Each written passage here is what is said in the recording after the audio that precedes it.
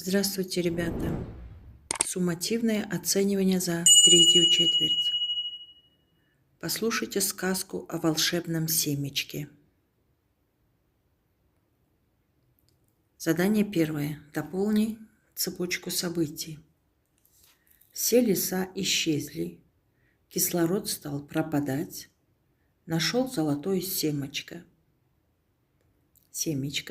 Выросло огромное дерево. Ребята сажали новые деревья, восстановился кислород. К чему может привести вырубка деревьев? Вырубка деревьев может привести к тому, что кислород исчезнет. Чему учит текст? Определи основную мысль прослушанного текста. Надо беречь леса, сажать новые деревья. Запиши, что нужно делать для того, чтобы воздух был чистым.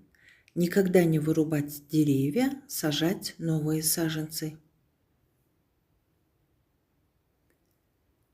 Говорение. Составь небольшой рассказ, 6-7 предложений на тему «Правила охраны природы». Используя предложенные картинки, аргументируй свой ответ, приведи свои примеры.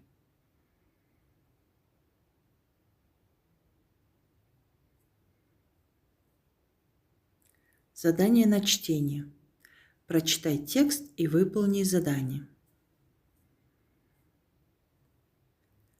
Какое время года и явление описано в данном тексте? Осень, листопад.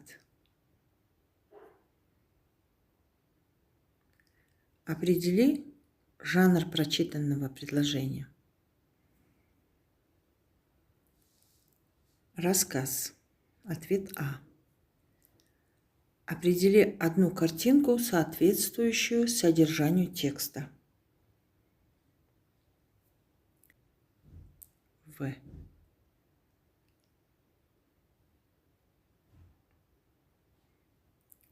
Вторая картинка. В.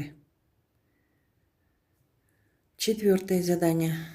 Заполни таблицу, выписав из текста слова действия, глаголы клена и его листочков, и слова-признаки, прилагательные. Клен что делает? Что делал? Рос, любил слушать, шумел, шелестел, радовался.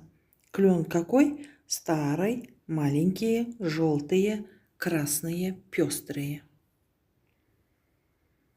Задание на письмо. На основе прочитанного вами рассказа о листопаде составьте краткий рассказ из 4-5 предложений на тему «Весна в моем краю».